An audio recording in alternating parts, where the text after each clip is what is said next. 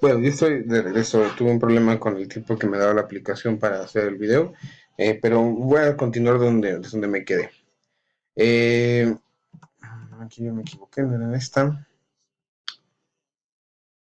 Les comentaba, un paciente adulto mayor es un factor de riesgo, sí. A pesar de que se cayó de 2.5 metros, una altura que es más del doble de la suya, seguramente por la cinemática de trauma sí trae una lesión o poder tener una lesión de la columna vertebral, entre otras lesiones, algunas fracturas, por lo mejor fractura de cadera, entre otras. Pero eso no quiere decir que lo voy a inmovilizar nada más por la sospecha, ¿sí? Obviamente yo tengo que hacer una evaluación para determinar no solo esa lesión, ¿sí? Sino todas las posibles lesiones que puede tener. Y en base al diagnóstico que yo determine, es el centro hospitalario que yo voy a elegir para llevar al paciente, ¿sí? Bueno, aquí pues tres personas me dijeron siempre, o sea, siempre hacen eso, siempre procuran hacer eso. La mitad de pues ocasionalmente, realmente me inquietó un poco esa respuesta. Eso creo que aquí es un área de oportunidad donde hay que trabajar, obviamente. La siguiente pregunta es, antes de empaquetar a un paciente, empaquetar le llamamos coloquialmente a la restricción de movimientos espinales.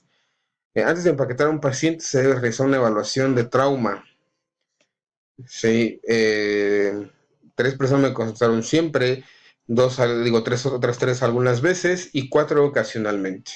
Prácticamente poquito más de la mitad tienen una respuesta satisfactoria, por así decirlo. La evaluación del paciente politraumatizado es el enfoque más adecuado en beneficio del paciente, para así personalizar la atención de dicho paciente y no llevar a cabo protocolos generalizados para la escena o la situación. En este caso, los proveedores entrevistados tienen diferencias de opiniones y de protocolos de atención. En este caso, pues obviamente es preferible, o mil veces preferible, hacer la revisión, la evaluación de trauma y darle el tratamiento específico para ese paciente, no generalizar. Este es un paciente de caídas, se les hace esto. Este es un paciente de un choque, se les hace esto. Sino, dependiendo de las lesiones que el paciente tenga, es la atención que va a recibir, una atención personalizada. La restricción de movimientos espinales, para la pregunta primero, puede empaquetar a cualquier paciente o restringir de movimientos espinales a cualquier paciente solo por el mecanismo de lesión o la cinemática de trauma. Una persona me contestó siempre, o sea, sigue haciendo eso. Algunas veces dos personas, ocasionalmente una persona, casi nunca tres personas y nunca otras tres personas. Tenemos, digamos que más de la mitad de los entrevistados tienen claro que la restricción de movimientos espinales por cinemática de trauma ya está tanto en desuso. Como diagnóstico, como referencia, la restricción de movimientos espinales aplicada en función en un mecanismo de lesión o de una cinemática de trauma ha demostrado un menor beneficio para la salud del paciente, además de aumentar el estrés y la incomodidad del paciente al ser trasladado. Entre otras complicaciones, es por ello que se deben aplicar, entre otras complicaciones, perdón, es por ello que se debe aplicar un enfoque de restricción de movimientos espinales más enfocado o en función a la evaluación por parte del proveedor. ¿Sí? En este caso, se aprecia una mayor diversidad de enfoques terapéuticos por parte de los proveedores entrevistados. Es decir, si yo tengo, por ejemplo, un paciente que tuvo un choque y a pesar de que fue un intercambio de gran energía, el paciente trae su cinturón de seguridad, se activaron las bolsas de aire y puede tener nada más una, digamos, una fractura de, no sé, de alguna extremidad inferior o una luxación de una extremidad inferior. Sí, y no por eso, no porque yo vi el vehículo realmente con mucha deformidad o muy destruido, lo voy a restringir, lo voy a subir a la tabla rígida, le voy a poner los straps o las cintas, ¿sí? Y si tal vez este paciente va a ir mucho más cómodo o va a ir mejor en una posición cómoda sobre la camilla y pues obviamente el protocolo dice que tengo que poner una férula a esa fractura. ¿Sí? Entonces no tengo por qué restringir sus movimientos espinales si yo hago una buena evaluación de trauma.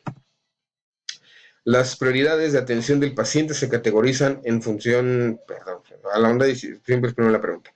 Lo más importante en la atención del paciente de trauma es la comodidad durante el traslado. Esa pregunta fue muy subjetiva, realmente fue una pregunta que añadí como para confundir a los entrevistados, ¿sí? Entonces, una persona me contestó siempre tiene que ir cómodo el paciente. Algunas veces una persona, ocasionalmente dos personas, casi nunca tres personas o nunca otras tres personas. Pues realmente no es lo más importante.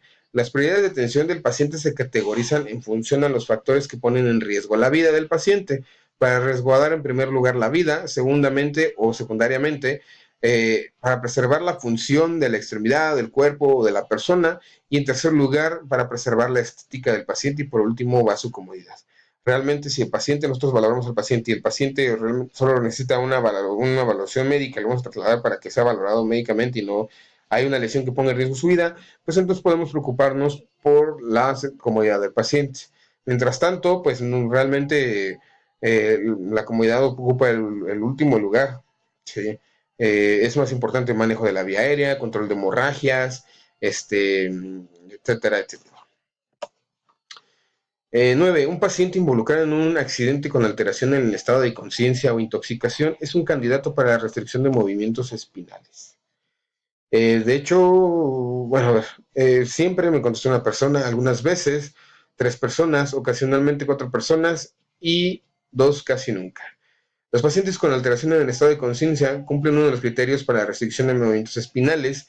El estado de conciencia alterado puede deberse a una intoxicación por alguna droga o bebida o por una lesión cerebral o traumática, en cuyo caso el proveedor debe tratar el caso como si se tratara de un paciente con algún tipo de politrauma hasta que se demuestre lo contrario.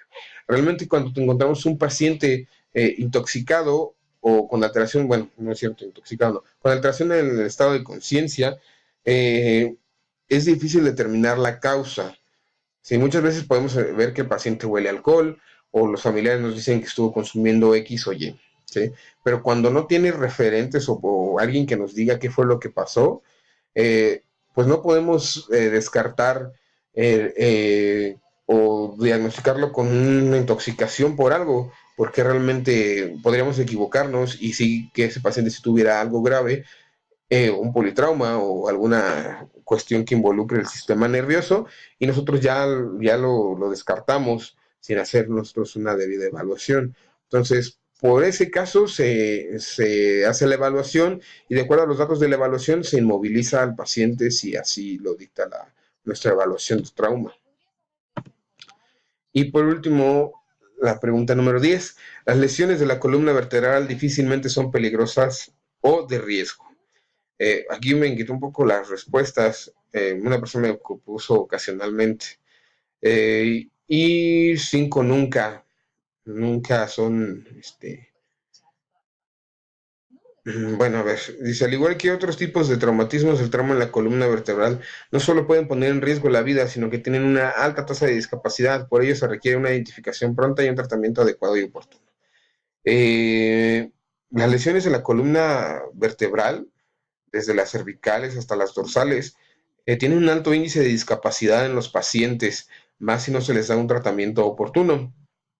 Hay lesiones de la columna vertebral que, por ejemplo, una fractura estable, ¿sí? Sin compromiso de la médula espinal, que pues, requieren a lo mejor una intervención o a lo mejor un tratamiento, digámoslo, conservador, pero no por eso vamos a descartar como todas las lesiones de la columna vertebral como sin importancia.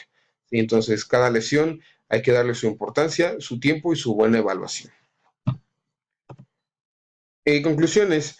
En base a los resultados obtenidos en la investigación de campo y comparando con la información actual sobre los protocolos de restricción de movimientos espinales, la mayoría de los proveedores de atención prehospitalaria encuestados poseen conocimientos y habilidades suficientes para llevar a cabo adecuadamente el protocolo de restricción de movimientos espinales, pero en su mayoría no tienen claros los criterios selectivos para dicho protocolo, así como las posibles complicaciones derivadas de la técnica, a pacientes que no lo ameritan.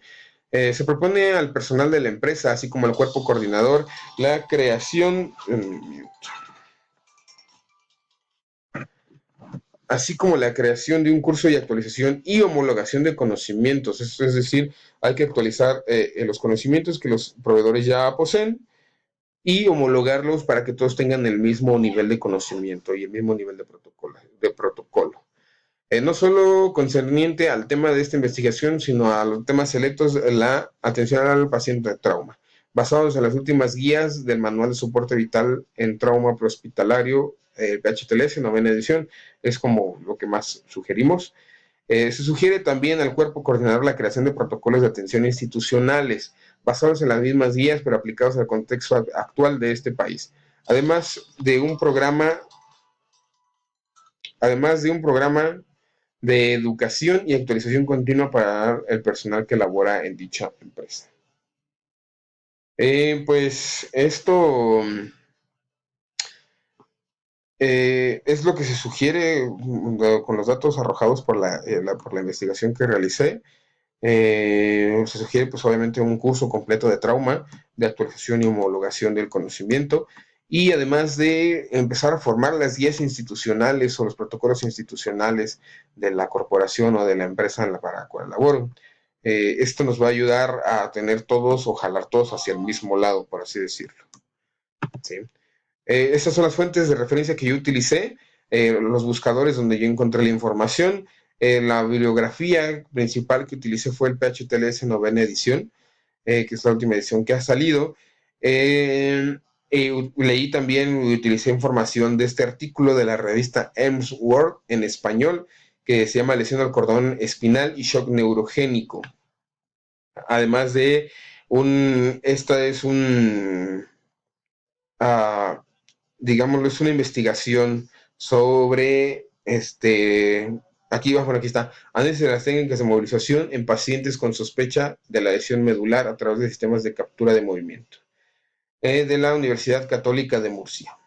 Es muy, muy buen artículo, me ayudó mucho para esta investigación, y pues esas son las referencias que yo utilicé. Sí, y bueno, nada, este es el fin de mi presentación. Les agregué dos frases que a mí me gustan mucho, concernientes o que a mí me indican mucho sobre el conocimiento. ¿Sí? Y aunque este universo poseo, nada poseo, pues no puedo conocer lo desconocido si me aferro a lo conocido. Su voluntad de abarcar lo desconocido le había liberado. Este es de un libro que se llama El Caballero de la Armadura Oxidada de Robert Fisher. Tiene que ver como sobre los conocimientos y el conocimiento de uno mismo, ¿sí? Cómo abrirse a un conocimiento, y etcétera, etcétera. Bueno, deseándoles mucha suerte en su proceso de admisión y buena noche. Muchísimas gracias.